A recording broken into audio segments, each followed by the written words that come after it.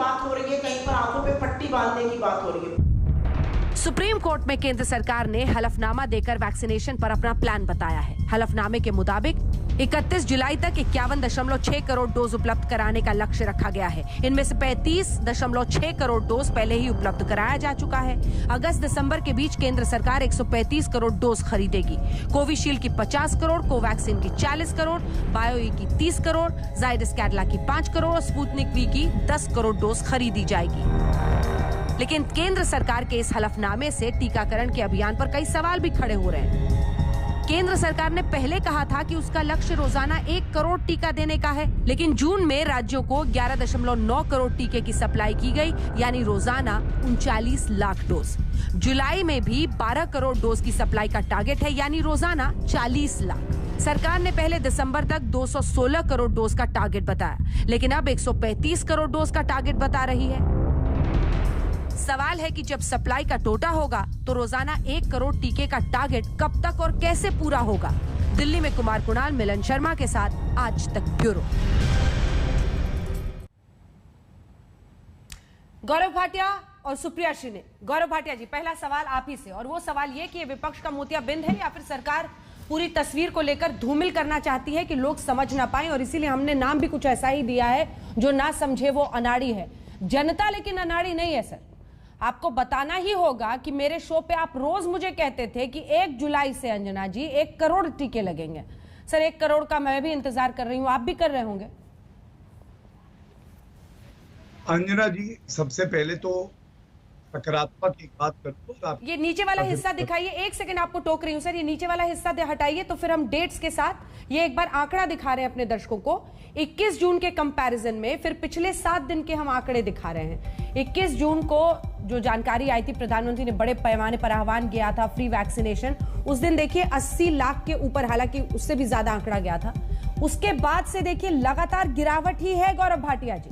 ठीक है गौरव जी, दीजिए जवाब।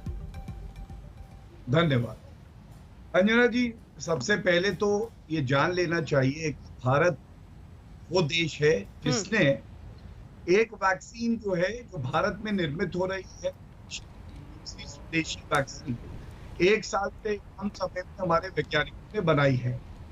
और क्या ये सत्य नहीं है?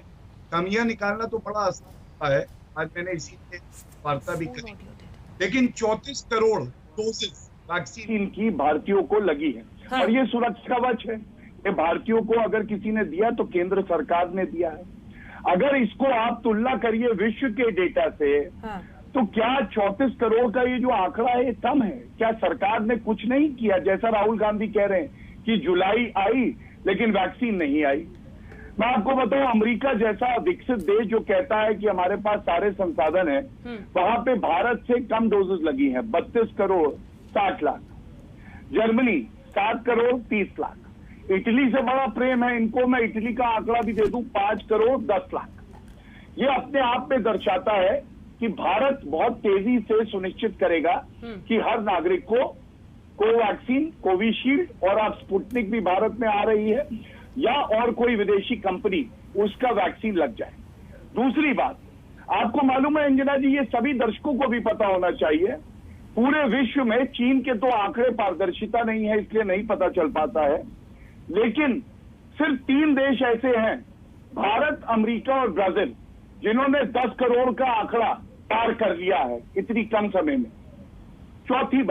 तीसरी बात, इंडिया वो देश है, ये लोग कहते हैं बड़ा देर आपने शुरुआत करी, जापान, ऑस्ट्रेलिया, ब्राजील और साउथ अफ्रीका, ये 4 देश बड़े विकसित माने जाते हैं, लेकिन इनकी जो वैक्सीनेशन ड्राइव की शुरुआत हुई है हमारे बाद में हुई।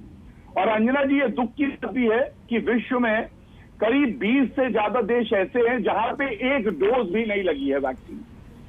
अब मैं आता हूं एक और अच्छी बात में, मैं आप ही के चैनल पे था, मुझे याद है अंजना जी, आपने पूछा था कि कैसे सारी जनसंख्या जो कि एडल्ट है और वैज्ञानिक कह रहे थे 100 करोड़ के आसपास होगी, जिससे कि हमें हर्ड इम्यूनिटी मिले, उनको वैक्सीनेशन मिलेगा। हाँ। तो हमने बताया था कि दिसंबर तक हम लोग 216 करोड़ डोजेस का उत्पादन करके या बाहर से मंगवा के सभी नागरिकों को ये 2 डोजेस देंगे।